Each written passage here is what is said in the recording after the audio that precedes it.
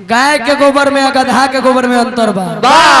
गाय के गोबर मंगाई तो पूजा होई पाठ होई, गधा के गोबर मंगाई तो ना अंगने लिपाई ना गोईठे पथाई। आ हईसन बेलूरा ब्यास के मुंह पर माइक दे तो समय आना के पैसा डारे न हो जाई। और केहू के डर नहीं खे। उनका एगो कीड़ा बा, या तो हॉस्पिटल ले जाए लोग ना तो केहू निकाल दे उनकर कीड़ा के जय चाचा बारन के जय चाचा जिंदा बारन के मर गए बारन। हाँ जय शर्मा कहते के सूरज से उनकर गहकी बारे।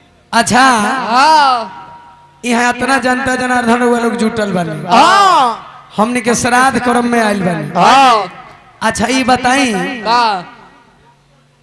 ए भैया हाला शांति हो जाओ भैया, हाला शांति से करो लोग। अच्छा यहाँ माता जी के श्राद्ध में आयल बनी कि बाबूजी के श्राद्ध में? बाबूजी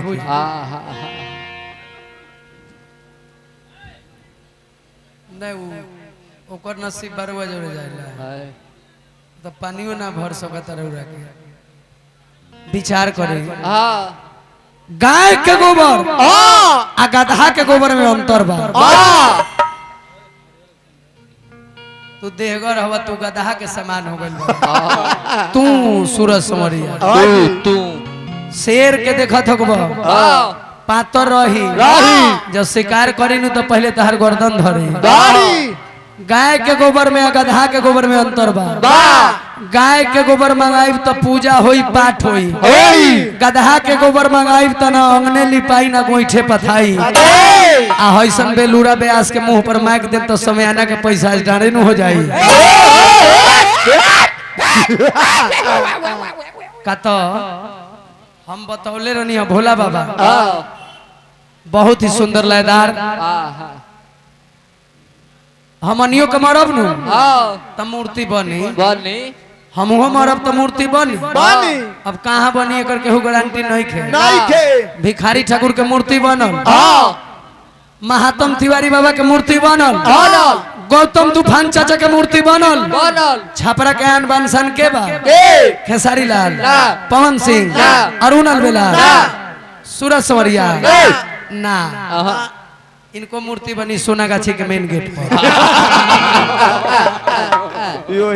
छपरा के आन बानसन कोई बा कोकिल कंठ, शेरे बिहार, ब्यास के शीश, बिहार बंगाल टाइगर का शीश। अगर कोई भोजपुरी का लाज बचाया है तो वो पुलिस राय बने। सही बात है। एकरा बाद नायका में दुगोला ब्यास में कोई देश विदेश ना जात रहे।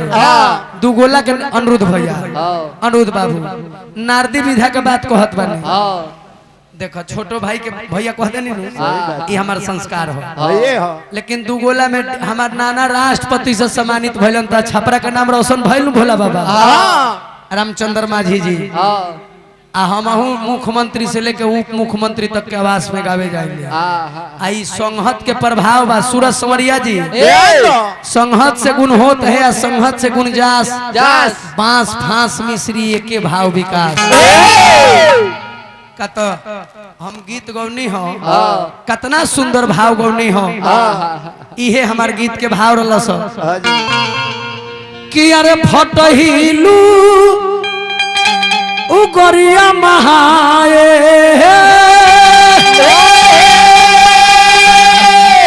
ए मैया टूटही छितनिया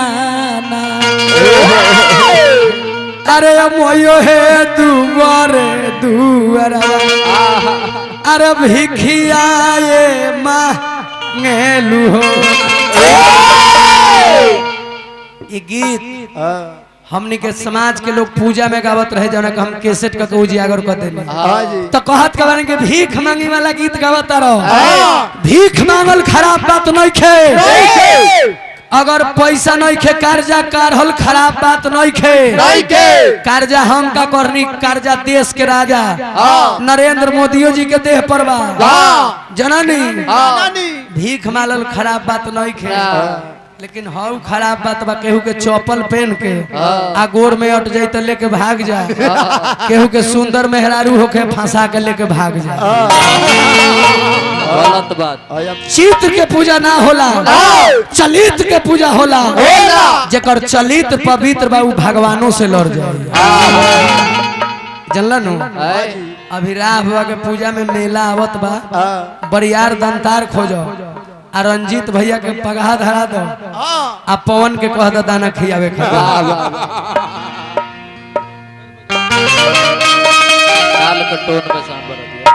छोटू जनरल स्टोर मेन रोड मरीचा 101 रुपया पुरस्कार दिले बनी। नमस्कार बा जयकार प्रशांत कुमार यादव जी ग्राम मोती टोला पिरौना हजारों रुपया पुरस्कार दिले बानी। पढ़ाने में जिनको जबाने लगे हैं वही आज मुझको सिखाने लगे हैं। जिन्हें सिखाया था कि ये पगला तू चलना संभल संभल के वो हवा में कबूतर उड़ाने लगे हैं। अभी पेड़ पर 2-4 दाने लगे हैं। पढ़ने पढ़ाने की वक्त कहाँ है अनिरुद्ध भाई जी? ये सूरज बाबू अभी तो किताबों में खत आने जाने लगे।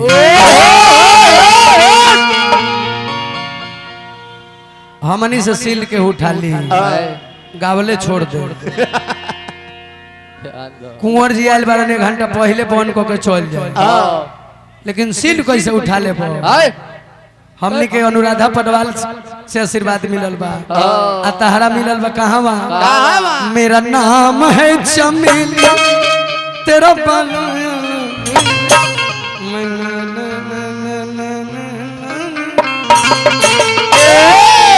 वहीं की काहे वैसे नाचत हवा? कहानी ऊ गायब कि गायत्री ठाकुर बाबा गए हैं पुलिस चाचा सुखनंदन जादव कि हिंदू धर्म में माथा काहे छिलवावल जाला, हिंदू धर्म में पचकर्मा करके आग काहे दियाला, हिंदू धर्म में दशरथ जी से पहले गया में पिंडदान के कर भई रहे, हिंदू धर्म में 13 दिन पर श्राद्ध काहे होला, हिंदू धर्म में दूध काहे लगावल जाला आ हिंदू धर्म में पीपल के पेड़ में घंट काहे टांगल जाला।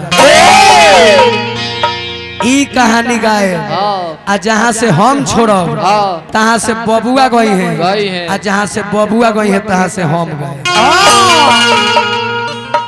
श्राद्ध के कहानी रही लेकिन एक दिन देखनी अपना पुलिस चाचा से पूछनी झाल बजावे गए रहनी तो कि ये चाचा राउर गुरुजी कहाँ गइल? चल गइल। अपना गुरुदेव कुंवर जी से पूछनी कि ये गुरुजी गायत्री बाबा कहाँ गइल? उहो चल गइल। भिखारी बाबा के धीव दमाद से पूछनी कि भिखारी बाबा कहाँ गइल? उहो चल गइल। महेंद्र बाबा कहाँ गइल? तो उहो चल गइल। आउ बिजली रानी अभी बारी बिजली रानी अभी ना जाइए हम बिजली महतो के लेके जाइए। निर्गुण के भाव आइए।